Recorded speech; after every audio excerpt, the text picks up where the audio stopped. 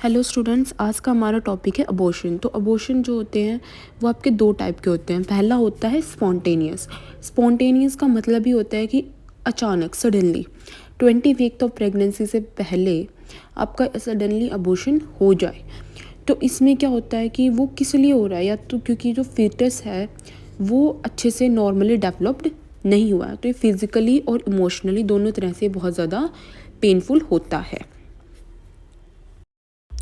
Second है आपका induced में मतलब कोई भी आपने ऐसी प्लानिंग करी, आपने डॉक्टर से मिले, डॉक्टर की सलाह से आपने अबॉर्शन करा लिया, ठीक है। डीएनसी एमटीपी किट ले लिया आपने, ठीक है। ये क्या था, एक आपका एक डायलिबरेट स्टेप था। डायलिबरेट स्टेप मतलब एक प्लान्ड स्टेप था, एक आपने पूरी प्लानिंग करी है, प्रॉपर प्लानिंग कि जिससे कि क्या हो जाए, प्रेगनेंसी ख़त्म हो जाए। तो ये होता है इंड्यूस। और स्पॉन्टेनियस में आपने कोई प्लान नहीं उठाया तो वो अचानक से हो गई। सो नेक्स्ट है हमारे इसके कॉजेज़ ऑफ अबॉर्शन। अबॉर्शन हो सकता है क्रोमोसोमल एबनॉर्मलिटीज़ हो, कोंजेनाइटल मालफॉर्मेशन मतलब कि बच्चे में कुछ एबनॉर्मलिटीज़ आ गई हो, ठीक है। कुछ भी वायरल इन्फेक्शन हो सकता है, या किसी भी आपने टॉक्सिन का इंटेक किया हो, कोई भी ऐसा जो आपको नहीं खाना चाहिए था वो आपने खा लिया हो, कोई भी सदमा, ट्रॉमा मतलब कोई भी सदमा आपको लगा हो।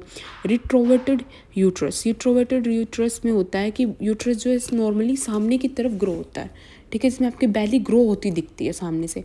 बट रिट्रोवर्ट यूट्रस में क्या होता है, जो बैली है, जो आपका यूट्रस है, वो पीछे की तरफ ग्रो हो रहा है, वो बैकवर्ड ग्रो हो रहा है, ना कि फॉरवर्ड, ठीक है।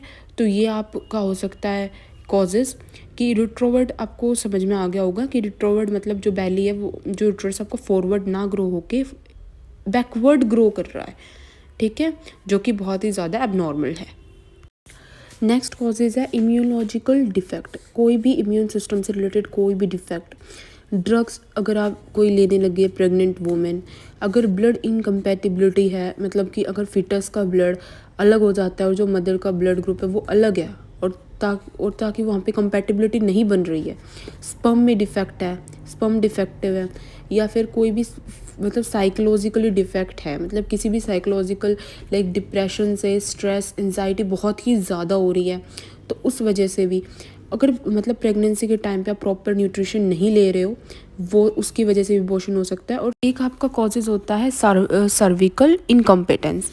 इसमें क्या होता है, नॉर्मली जो जैसे कि अगर आप प्रेगनेंसी कंसीव कर लेते हो, प्रेगनेंसी आपको हो जाती है, तो जो आपका विजाइना होता है उसमें जो सर्विक्स होता है वो क्लोज हो जाता है, और आफ्टर 9 मंथ्स या फिर जब आपका डिलीवरी का टाइम होता है वो तभी ओपन होता है, तब तक क्लोज रहता है। बट कुछ केसेस में क्या होता है, आफ्टर 3 मंथ 4 मंथ वो अर्ली प्रेगनेंसी में ओपन हो जाता है, जिसकी वजह से क्या हो जाता है, अबॉर्शन। तो इसी को बोलते हैं हम सर्विकल इनकम्पिटेंस। तो अब हमारे साइन और सिम्टम्स क्या क्या हो सकते हैं आपकी, जैसे बैक एक, कमर में बहुत ज़्यादा दर्द होगा, वजाइना से ब्राउनिश डिस्चार्ज होगा, यूटेरियन मतलब यूट्रस में बहुत ही ज़्यादा क्रैम्प आएंगे, जो लोअर एब्डोमेन है वो पेन होगा, क्लोकी पेन मतलब बहुत ज़्यादा सीवियर पेन होगा आपको, पैरेक्सिया मतलब बॉडी टेम्परेचर बढ़ता चला जाएगा, आपको फीवर होगा, ब्लीडिंग फ्रॉम वजाइना से ब्लीडिंग होनी शुरू हो जाएगी। क्लोज एक्सटर्नल ओएस मतलब होता है कि आपकी जितनी भी प्रेगनेंसी है उस टाइम में जो आपका जो सर्विक्स है वो क्या रहता है, क्लोज रहता है, बट जब डिलीवरी का टाइम होता है तो ओपन हो जाता है।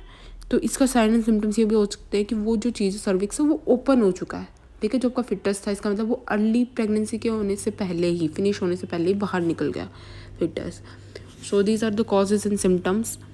आते हैं डायग्नोसिस पे। डायग्नोसिस में पेशेंट को जो डॉक्टर वो प्रेफर कर सकता है अल्ट्रासाउंड, यूसीजी मतलब blood test, immunological test, immune से related test, cervical test, okay, culture test, x ray करवा सकते हैं। नेक्स्ट है मैनेजमेंट। अब इसको मैनेज कैसे करेंगे, बेड रेस्ट से, हल्का फुल्का खाना, आपको हल्का खाना खाना है, ज़्यादा से ज़्यादा लिक्विड लेनी है पेशेंट को, अवॉइड स्ट्रेनिंग एंड स्टूल मतलब जो कॉन्स्टिपेशन है उसको अवॉइड करना है, एंटीबायोटिक थेरेपी चलेंगी, ठीक है। लैकेटिव ड्रग्स होती हैं जो आपके स्टूल है उसको क्या कहते हैं, सॉफ्ट कर देती हैं, ठीक है। फ्लूइड रिप्लेसमेंट होगा और ब्लड ट्रांसफ्यूजन होगा। तो आज के वीडियो में इतना ही था।